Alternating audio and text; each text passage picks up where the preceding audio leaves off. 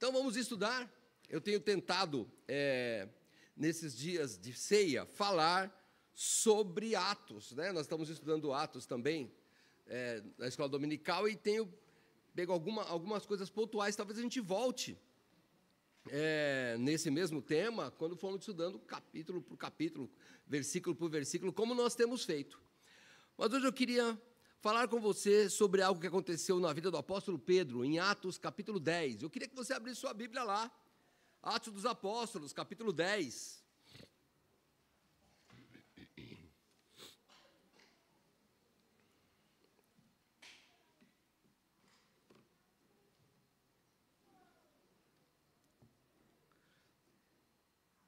Eu vou ler do trecho do 1 ao 22, embora o capítulo 10, o capítulo 10 e parte do o capítulo 11 vão tratar do mesmo assunto, mas eu vou falar só até o verso 22 hoje, tá bom? Vamos lá. E havia em Cesareia um homem por nome Cornélio, centurião da corte chamada italiana, piedoso e temente a Deus com toda a sua casa, o qual fazia muitas esmolas ao povo e de contínuo orava a Deus. Este, quase à hora nona do dia, viu claramente numa visão um anjo de Deus, que se dirigia para ele e dizia-lhe: Cornélio. O qual, fixando os olhos nele, e muito atemorizado, disse: Quem é, Senhor? E disse-lhe: As tuas orações e as tuas esmolas têm subido para a memória diante de Deus. Agora, pois, envia homens a Jope, e manda chamar a Simão, que tem por sobrenome Pedro. Este está hospedado com um certo Simão curtidor, que tem a sua casa junto do mar. Ele te dirá o que deves fazer. E retirando-se o anjo que falava com Cornélio, chamou 2 dos seus criados e a um piedoso soldado, dos quais estavam ao seu serviço. E, havendo-lhes contado tudo, os enviou a Jope. E no dia seguinte, indo eles seu caminho, e estando já perto da cidade, subiu Pedro ao terraço para orar, quase a hora sexta. E tendo fome, quis comer, e enquanto lhe preparavam, sobreveio-lhe um arrebatamento de sentidos. E viu o céu aberto, e que descia a ele um vaso, como se fosse um grande lençol, atado pelas 4 pontas e vindo para a terra, no qual havia de todos os animais, quadrúpedes e feras e répteis da terra e aves do céu. E foi-lhe dirigida uma voz: Levanta-te, Pedro, mata e come. Mas Pedro disse: De modo nenhum, Senhor, porque nunca comi coisa alguma comum e imunda. E segunda vez lhe disse a voz: Não faças tu comum ao que Deus purificou. E aconteceu isto por 3 vezes. E o vaso tornou a recolher-se ao céu. E estando Pedro duvidando entre si acerca do que seria aquela visão que tinha visto, eis que os homens que foram enviados por Cornélio pararam junto à porta, perguntando pela casa de Simão. E chamando, perguntaram se Simão, que tinha por sobrenome Pedro, morava ali. E pensando Pedro naquela visão, disse-lhe o Espírito: Eis que 3 homens te buscam. Levanta-te, pois, desce e vai com eles, não duvidando, porque eu os enviei. E descendo Pedro para junto dos homens que lhe foram enviados por Cornélio, disse: Eis que sou eu a quem procurais. Qual é a causa por que estais aqui? E eles disseram: Cornélio, o centurião, homem justo e temente a Deus, e que tem bom testemunho de toda a nação dos judeus, foi avisado por um santo anjo para que te chamasse à sua casa e ouvisse as tuas palavras. Somente até aqui, tá bom? Eu vou pedir para o pastor Ricardo que ore, por favor.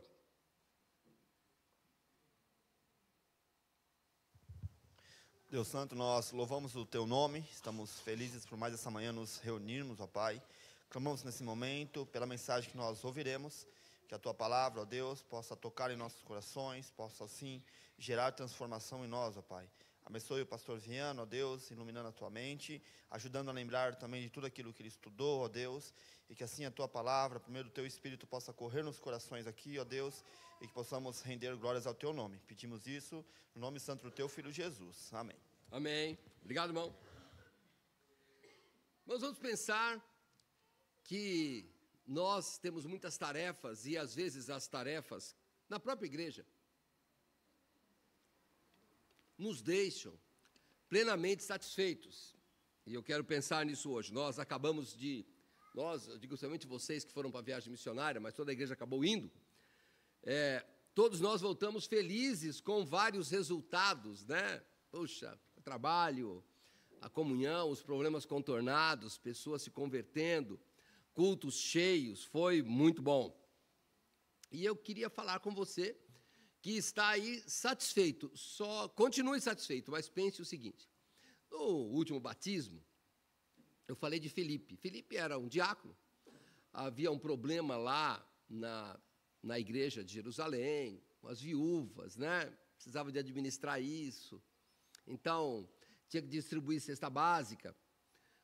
Os apóstolos falaram: olha, vocês escolham aí alguns homens, 7 homens, para resolver essa questão. Um deles é Felipe. Felipe está lá trabalhando, e como eu disse naquela mensagem, Deus fala: Felipe, sai daí dessa igreja cheia e vai para a estrada deserta. E agora, eu quero falar com você sobre Pedro. O que acontece é até mais forte com ele. É bem parecido com o que aconteceu com Felipe, mas talvez mais forte. Por quê? Porque os judeus, como o povo escolhido de Deus, esta é a ideia, irmãos. O fato dos judeus ser o povo escolhido de Deus não quer dizer que eles são os melhores, não quer dizer que eles estão sempre certos, hein? Eles fizeram coisas erradas, e ainda hoje fazem, mas são o povo escolhido de Deus. Assim como nós, sofremos, fazemos coisas erradas. O crente faz coisa errada, mas ele é o povo que Jesus resgatou. E esse povo, ele começou a se convencer de que tinha 2 tipos de pessoas no mundo: o judeu e os gentios. O resto. Era assim que os judeus tratavam essa questão. Porque, obedecendo à lei judaica, a lei que está lá no Antigo Testamento, para eles era o único caminho para agradar a Deus. Ora, se Deus tinha mandado fazer daquele jeito, é porque Deus se agrada. Como os outros não fazem, eles não agradam a Deus. Essa era a ideia. E aí, Deus fala com um homem que não é judeu. Eu vou ler novamente os primeiros versículos aqui de Atos capítulo 10. E havia em Cesareia um homem por nome Cornélio, centurião da corte chamada italiana. Irmãos, o centurião é um romano, né, tem que ser capitão de uma corte que era de oficialmente 100 soldados, mas às vezes tinha 80. De qualquer forma, eram homens, irmãos, que eles tinham que impor a lei e a ordem. Você que tem um pouco mais de idade aí, você vai lembrar nos tempos passados, quando nós ouvíamos falar da rota. Hoje não é mais assim. Mas a rota, irmãos, a gente, jovem, adolescente, tinha medo quando via o carro passar. Porque simplesmente eles tinham, você que serviu o exército aí, tinha a polícia do exército. Então, assim, quando eles chegavam, alguma coisa ia acontecer e a gente ia acabar apanhando. Essa era a ideia do centurião romano, irmãos. Ele está lá para colocar ordem. Ele não está lá para ser bonzinho. Já foi numa delegacia, viu como é que eles te tratam? Olha, com todo respeito aos policiais, eles te tratam duro, não sabe quem está falando com eles. E assim era um oficial, um centurião romano. Ele tinha que chegar e colocar ordem, não podia ficar dando bom dia, mostrando os dentes para ninguém.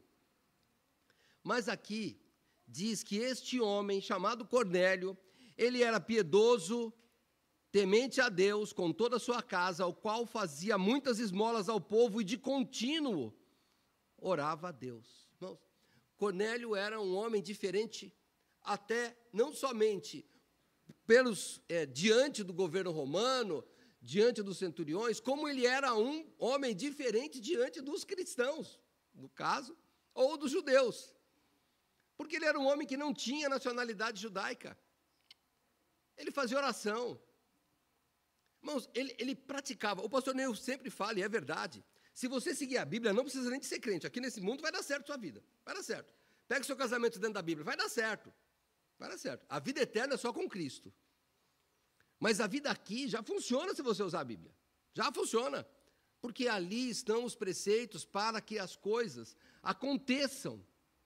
Ali estão os preceitos para que as coisas aconteçam de acordo com a vontade de Deus. Então pode seguir ali que vai dar certo. Vai dar certo. Mas eu não sou crente, mas segue a Bíblia do mesmo jeito. Um dia Deus toca no seu coração. Mas aquele homem, ele seguia. Como pode? Eu não sei como pode. Como pode? Já pensou nisso?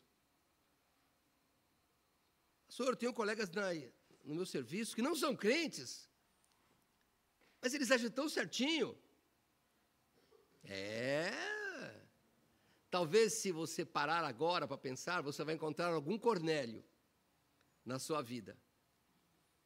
Talvez você já lembre de algum amigo, algum parente que não é crente, mas, poxa, que testemunho que ele dá. Isso era Cornélio, esse centurião. E olha o que ele está fazendo. No verso 3 diz que quase à hora nona do dia ele viu claramente numa visão um anjo de Deus que se dirigia para ele e dizia: Cornélio.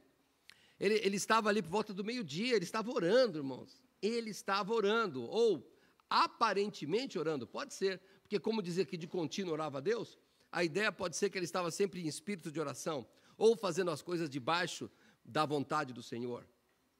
E o qual, fixando os olhos nele, muito atemorizado, disse: que é, Senhor? E note o seguinte, olha o centurião. Eu vou dizer, se eu vejo um negócio desse, um anjo resplandecente, aí eu abaixo os olhos. Eu falo, sai, eu vou, já eu abaixo, falo, o que o senhor quer? E eu nem tenho. Ele é o centurião, irmãos. Ele olha. Sabe por quê? Ele não tem medo da morte. Então, não pense que ele é uma pessoa que tem medo, não. Ele não tem medo da morte, não.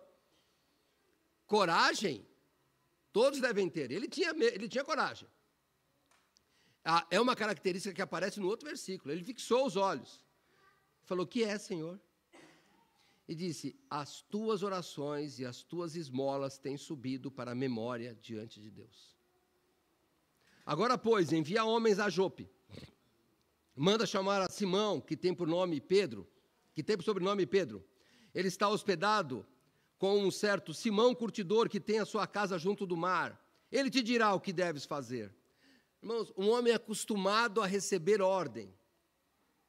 Um homem acostumado a fazer missões. Missão no sentido de cumprir tarefas. Então, Deus sabe como falar com ele. Deus dá o nome, sobrenome e endereço. Ele era um soldado. Ele sabia o que fazer. Você que é um estudante da Bíblia, lembra lá de Saul? Deus fala, Saul vai e mata todo mundo. Saul não mata, está errado. Era só para cumprir ordem. Então ele fala assim, vai lá, você vai em Jope, que é uma cidade portuária. Cidade que tem marítimo. E esse Simão, curtidor, o que é curtidor, irmãos? Curtidor é aquele que curte os coros.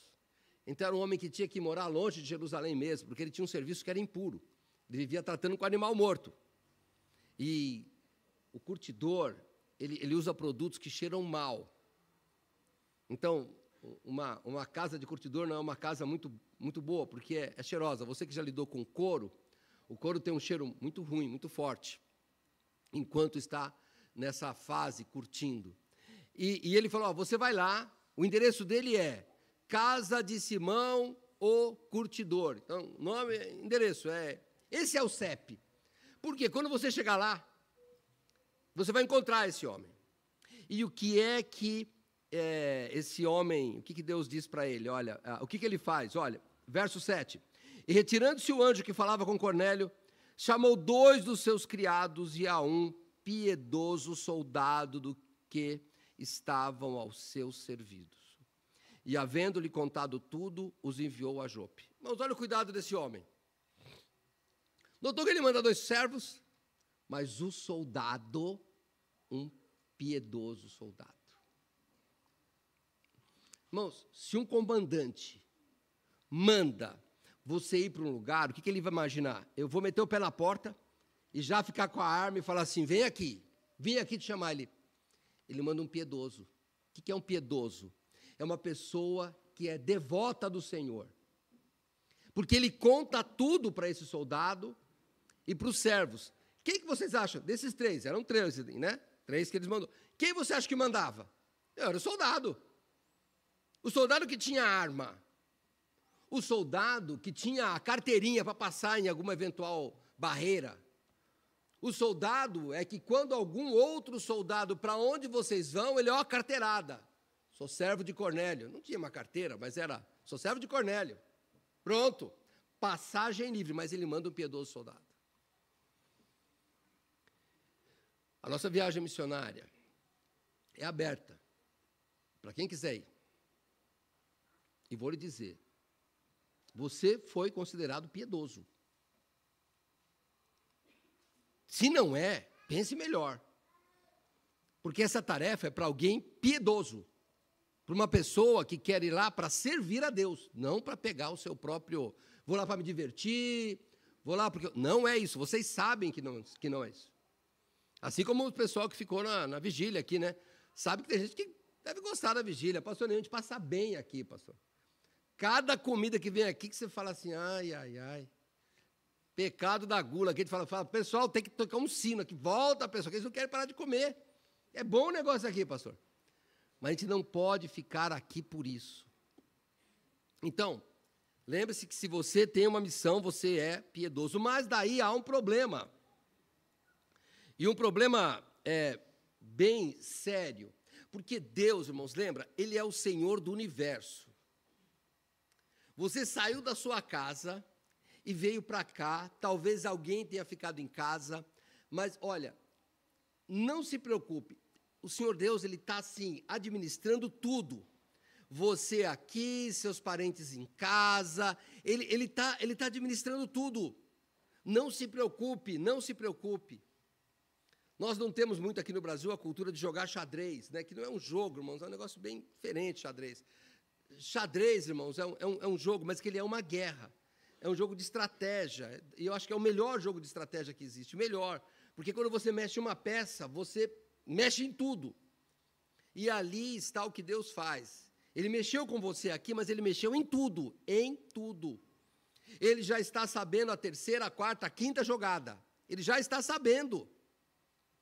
Então Deus, quando Ele mexe ali com Cornélio, Ele está mexendo com todo mundo. Ele está mexendo com Cornélio, Ele está mexendo com os dois soldados, ou com o soldado, com os dois servos, Ele está mexendo com Pedro, Ele está mexendo com a igreja. Irmãos, Ele está mexendo com a igreja. Vamos pensar na época que tal? Nós estamos aqui em Atos, capítulo 9. No capítulo 7, capítulo 10.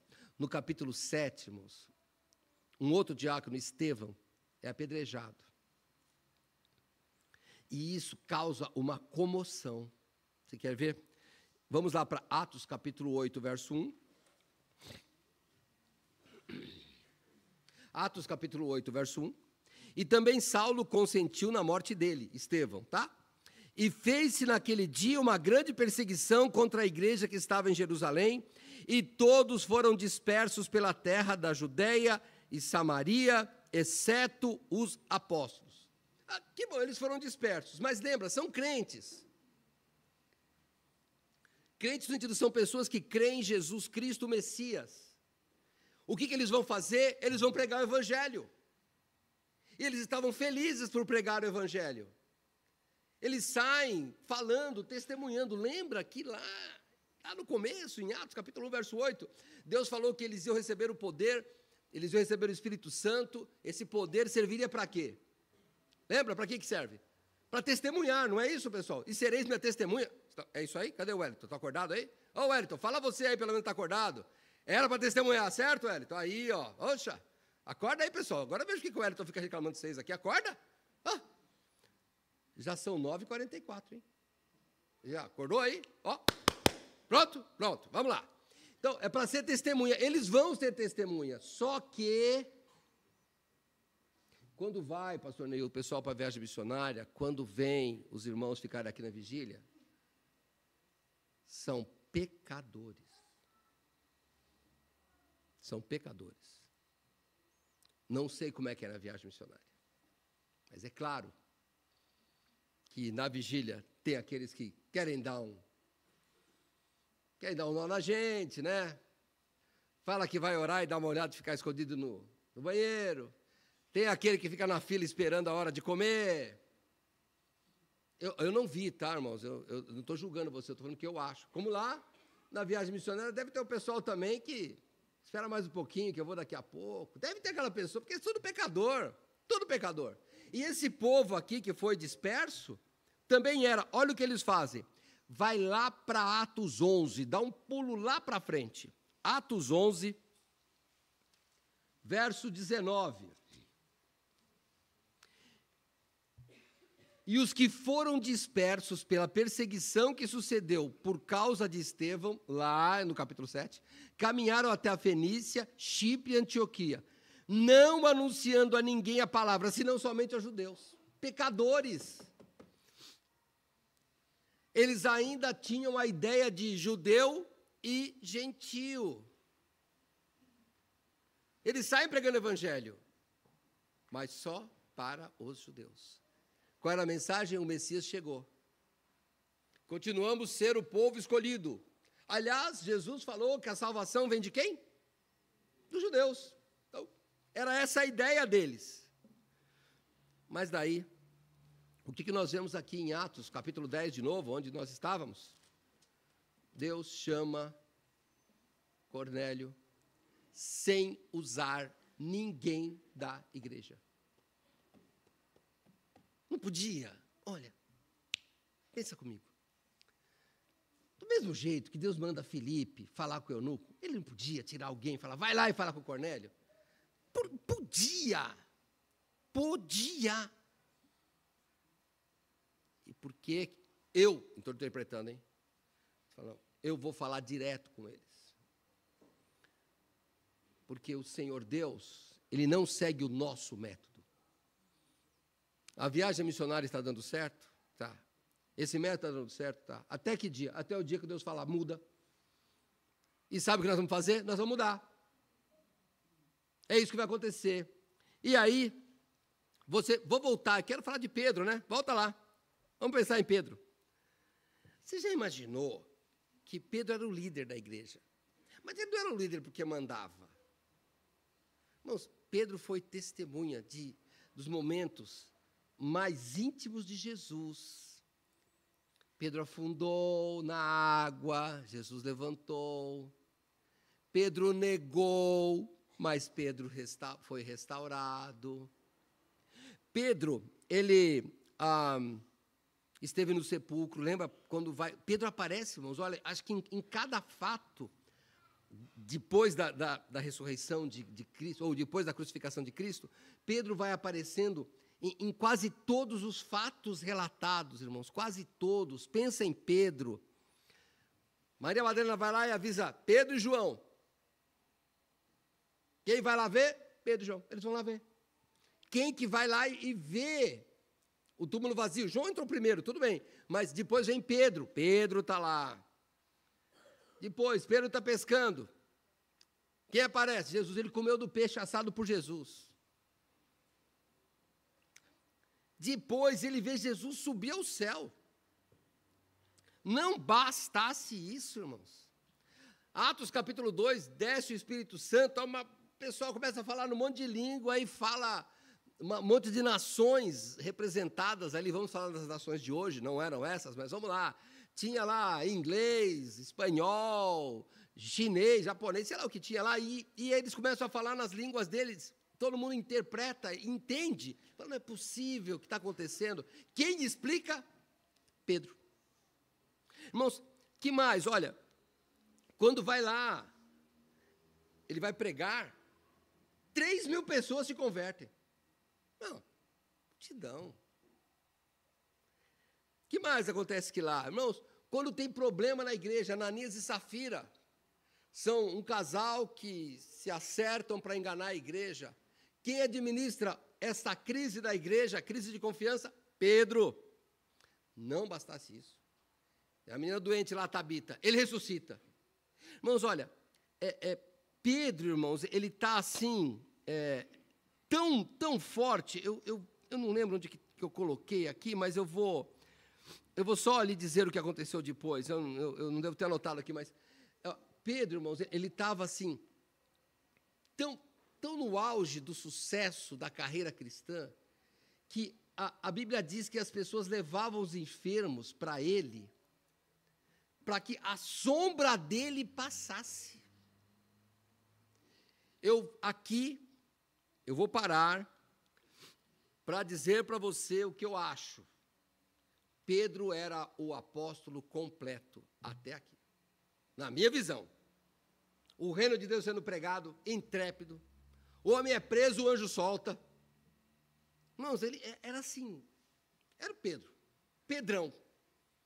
Tem problema, o Pedrão resolve, ele resolve tudo.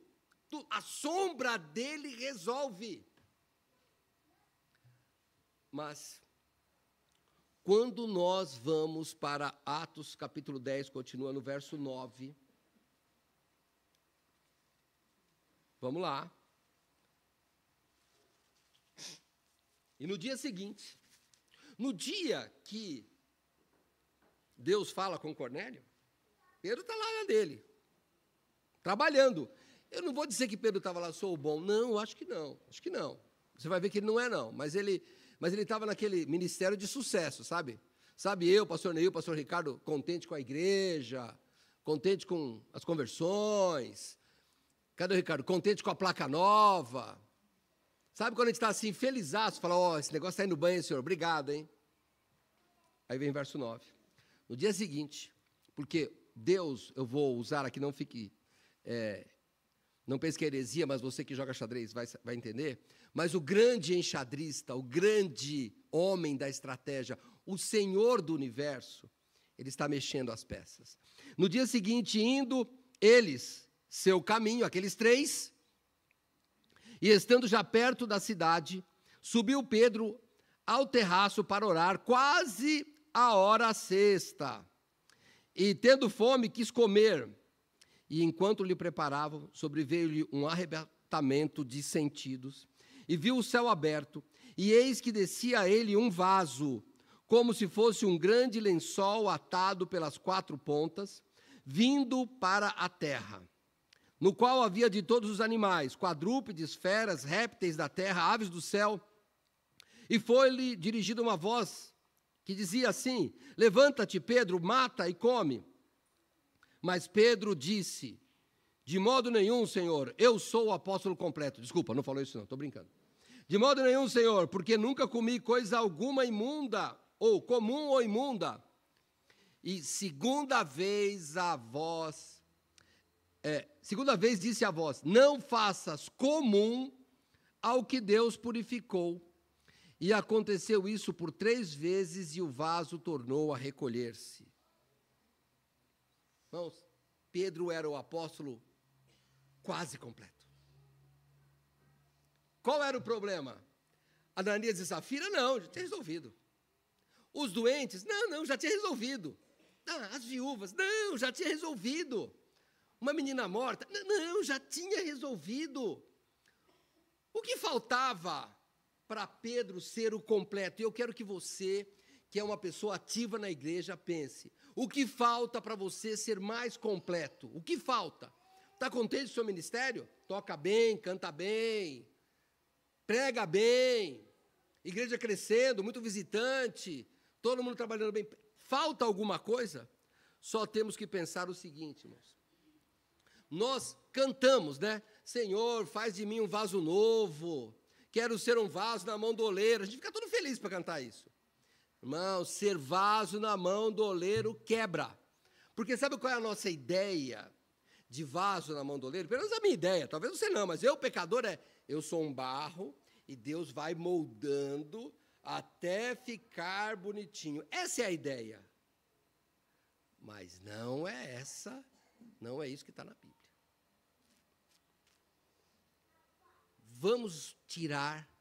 Vamos ver de onde sai a ideia de vaso na mão do oleiro lá em Jeremias. Uma passagem que você conhece, mas eu vou ler logo no começo, Jeremias capítulo 1. Deus está falando lá da nação de Israel, mas nós vamos aplicar para nós, porque é isso que a música, é isso que a poesia faz, né?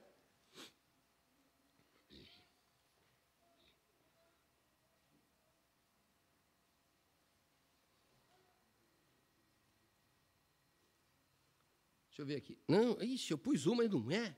Me ajuda aqui, pessoal. Eu acho que é 11, né? Olha eu aqui, ó. Eu vou mexer nas coisas aqui, irmãos, e eu tiro as minhas coisas. Eu já falei para alguém aqui, você que tem que me ajudar. Me acha aí, vaza mandoleira aí, meus irmãos. Você tem que me ajudar, eu copio os versículos. Quando eu não copio, eu faço essas besteiras. Me perdoe, tá? Eu achei que era Jeremias 1, mas não é. Me ajuda aí, onde é que está o vaso aí? Você tem chave bíblica aí. Como é que é? 18, né? Aí, ó, o meu comiu 18, tá vendo? Fui anotar, a minha letra não serve. Olha aí, é isso aí, 18. Vamos lá, obrigado, irmão. A palavra do Senhor que veio a Jeremias dizendo: levanta-te e desce à casa do oleiro, e lá te farei ouvir as minhas palavras. E desci à casa do oleiro, e eis que estava fazendo a sua obra sobre as rodas. Como o vaso que ele fazia de barro quebrou-se na mão do oleiro, tornou a fazer dele outro vaso, conforme o que pareceu bem aos olhos do oleiro fazer. Então veio a mim a palavra do Senhor, dizendo: não poderei eu fazer de vós como fez este oleiro, ó casa de Israel? Diz o Senhor: eis que, como barro na mão do oleiro, assim sois vós na minha mão, ó casa de Israel. Irmãos, a visão que Deus tem sobre vaso na mão do oleiro é um vaso que é quebrado e melhorado. A visão que Jeremias tem é que ele estava fazendo um vaso e o vaso quebrou. O vaso que o oleiro tinha feito não ficou bom ou quebrou de algum jeito. Não servia. Ele mudou. E assim era Pedro.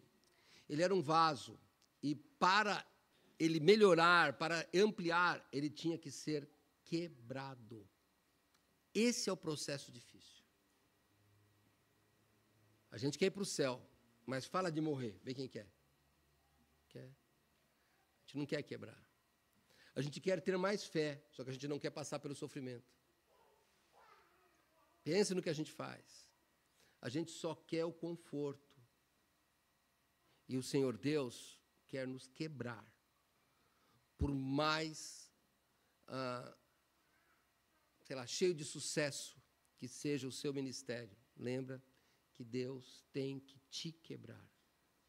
O problema no ministério de Pedro tinha um nome: Simão Pedro. Esse era o nome. O meu é José Benedito Viana.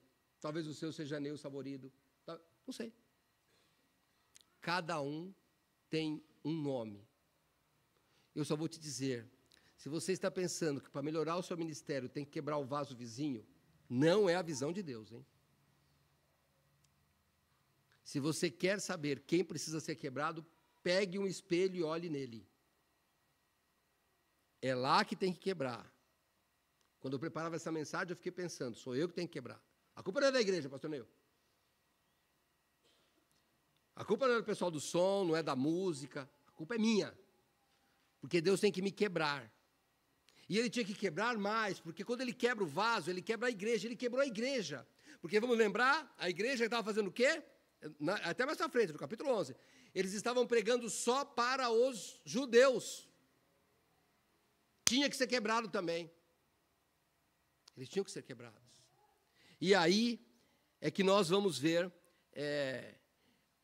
esta visão. Nós temos, o apóstolo Paulo tem o relato dele, da conversão de Paulo, uma feita por Lucas, né, o escritor, de Atos, né? E depois o próprio Paulo relata.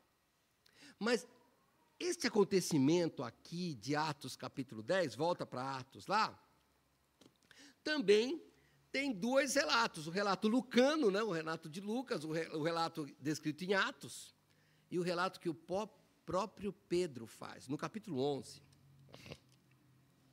No capítulo 11, você começa a ver o seguinte, irmãos, quando você muda o vaso, as pessoas estranham.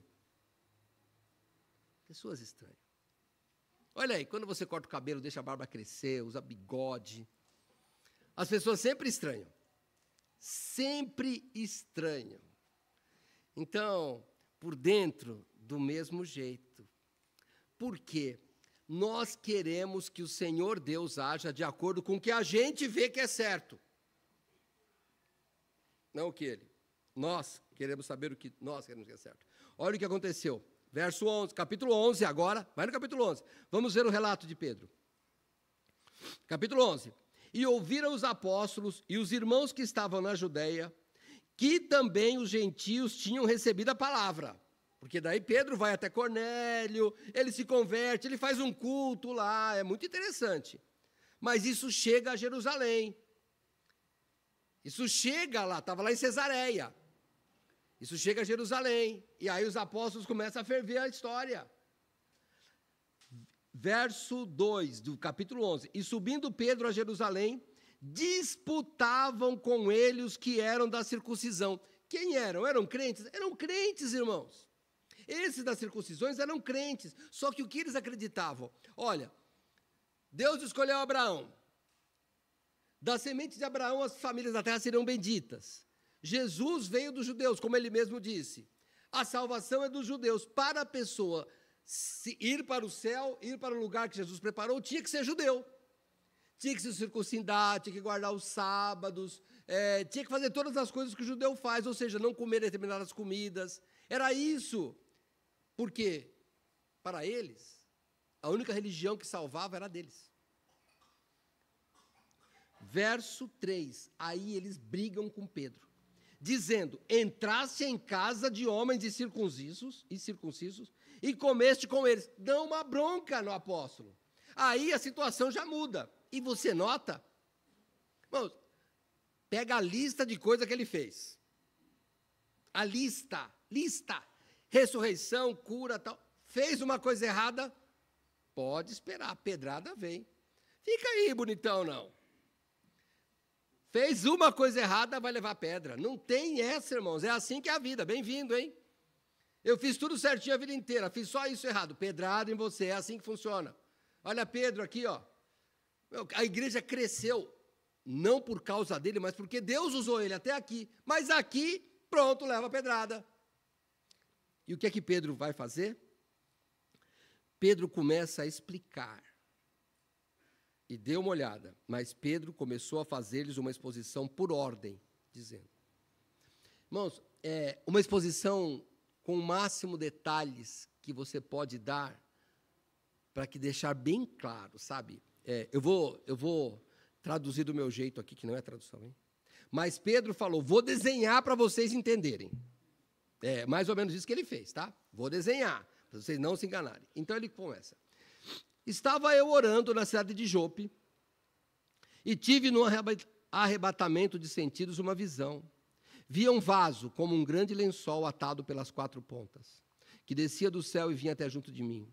E pondo nele os olhos, considerei, vi os animais da terra, quadrúpedes, feras, répteis e aves do céu. E ouvi uma voz que me dizia, levanta-te, Pedro, mata e come. Mas eu disse, de maneira nenhuma, Senhor, pois nunca em minha boca entrou coisa alguma comum ou imunda. Vou parar aqui. Sabe o que Pedro está dizendo para eles? Está dizendo, eu sou judeu. Vocês notam que eu sou judeu? Que quando veio um anjo do céu falar comigo, eu falei, eu sou judeu, eu não abro mão da minha nação. Pedro está explicando do jeito que eles entendiam. Isso aqui você pode resumir, não traduzir, mas pode resumir. Eu sou um judeu, verdadeiro, cumpro as leis, faço tudo certinho, podem acreditar em mim. E realmente o testemunho dele era este, hein?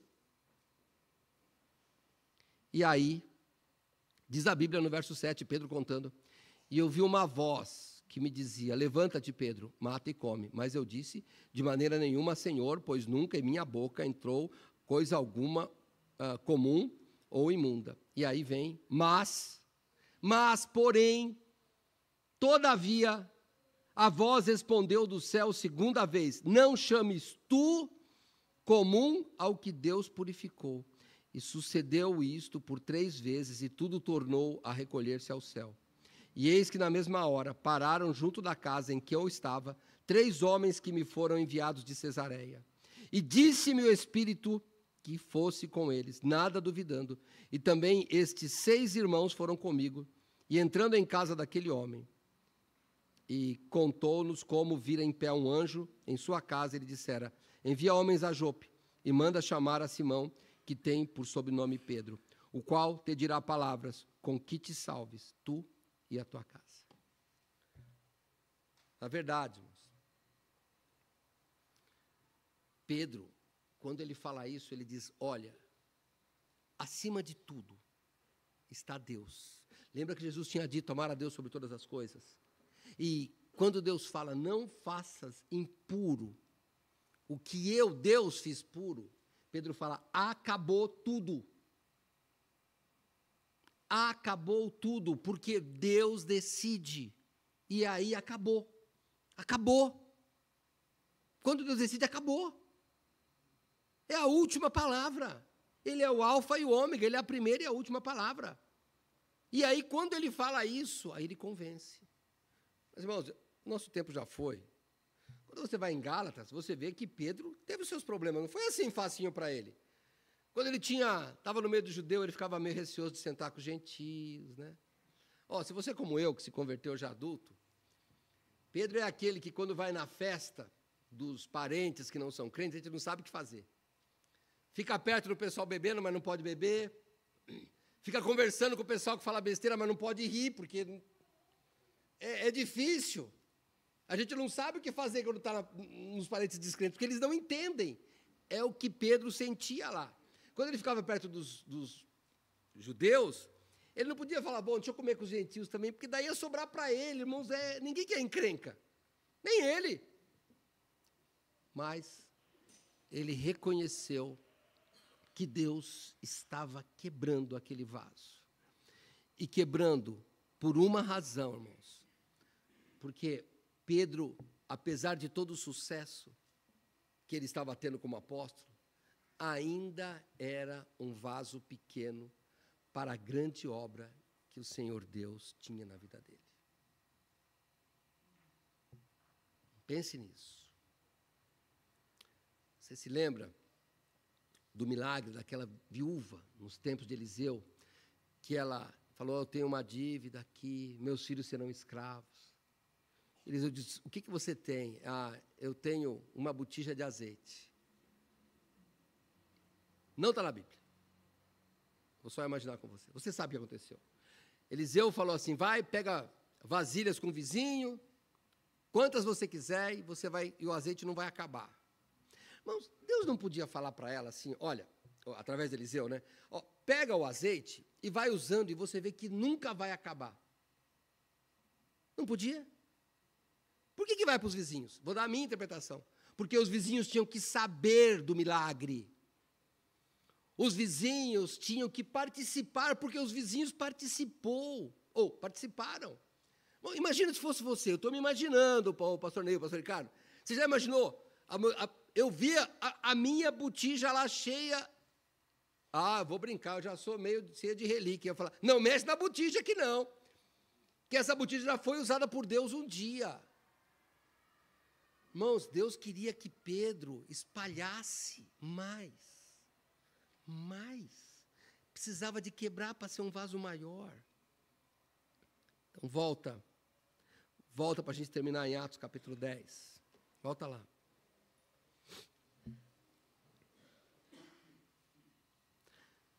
Eu vou direto para o final, irmãos, por causa que o tempo. No verso 20 do capítulo 10, o Espírito disse, levanta-te, pois, desce e vai com eles, não duvidando, porque eu os enviei. Deus falou, Pedro, eu vou te confirmar tudo, porque eu sei quem é você.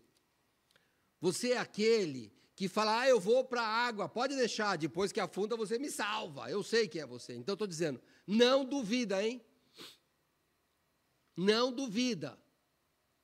Eu estou mandando. Você vai ver que essa, entre aspas, coincidência de eu estar falando com você e 3 homens baterem a porta, fui eu que mandei, pode ir lá. Vão ser 3 mesmo, viu? Não duvida, Pedro. E que Pedro diz, verso 21, e descendo Pedro, junto com os homens que lhe foram enviados por Cornélio, disse, eis que sou eu a quem procurais. Qual é a causa por que estáis aqui? A pergunta é sincera. Nós hoje já lemos, hein? 2000 anos depois. Mas, irmãos, pensa, Pedro não sabia o que era. Ele só sabia o seguinte, tinha uma barreira entre gentio e judeus e ele tinha que quebrar. Como seria, ele não sabia ainda. Pensa, ele não sabia. Então ele pergunta, qual é a causa? Por quê? Porque Deus poderia ter falado através dos gentios. Olha só. Pedro começa a compreender. Deus podia ter falado como falou através dos gentios, mandava através dos gentios o recado para ele. E eles disseram, Cornélio, o centurião, gentio, o brabo da rota, é aquele. Só que ele é um homem justo e temente a Deus. Tem bom testemunho de toda a nação dos judeus. Foi avisado por um santo anjo para que te chamasse à sua casa e ouvisse as tuas palavras. Era só para ele falar. O que Pedro tinha que falar? Irmãos, Pedro tinha que falar o que lá em Atos capítulo 1, verso 8, diz que era para acontecer. Testemunhar, era só isso, só isso. Não tinha um discurso pré-preparado. Não tinha. Sabe, era só testemunhar. Só que, para acontecer tudo isso, Deus teve que quebrar aquele vaso. Estamos no ano de 2024. Irmãos, por causa daquele vaso quebrado, nós somos gentios. E hoje nós podemos falar que somos crentes, filhos de Deus por adoção. Porque um dia o Senhor Deus quebrou um vaso. Você não sabe quando Cristo vai voltar. Talvez ele demore, eu não sei. Eu espero que ele venha enquanto eu estou vivo. Mas, se tiver que partir, eu espero vocês lá. Mas pense, você não sabe, se Cristo demorar mais 100, 200 anos para vir, você não estará aqui. Mas se você for um vaso quebrado, quem sabe, daqui a décadas, você não pode influenciar para a salvação de alguém. Obrigado, Senhor, porque um dia usou o apóstolo Pedro, quebrado, para que nós pudéssemos ser salvos, pudéssemos ser abertos aos gentios. Então, ou a salvação for aberta aos gentios, pense nisso. Que você seja um vaso quebrado. E se você acha que está muito bom, pede para Deus, Senhor, tem alguma coisa aqui que eu preciso de melhorar para ampliar? Pode quebrar. Deixa Deus quebrar. Quando Deus quebra o nosso vaso, Ele nos faz maior e mais adequado à sua obra. Nós vamos tomar a ceia daqui a pouco, onde nós estamos dizendo, estamos juntos. E eu vou hoje propor, na hora de tomar a ceia, fale assim, Senhor, pode me quebrar, se for para a tua glória. Só que, se você não está convicto disso, não peça, porque Deus quebra. Vamos orar. Nosso Deus e Pai, nós agradecemos, Senhor, por esta manhã e te pedimos, ó Pai, que o Senhor nos abençoe. Clamamos, ó Pai, que o Senhor nos quebre. Mas também, Senhor Deus, perdoe a fraqueza, mas nos dê força, Senhor, porque quando o Senhor nos quebra, nós somos como o apóstolo Pedro, nós ainda não vamos saber como agir. A situação nova sempre nos causa embaraço, dúvidas e até tormentos. Mas eu te peço, Pai, dirija-nos, Senhor Deus, para que nós possamos ser quebrados e quebrantados diante de Ti, para ser um vaso novo, um vaso melhor, um vaso maior, um vaso mais útil na Tua obra. É o que nós pedimos em nome de Jesus. Amém.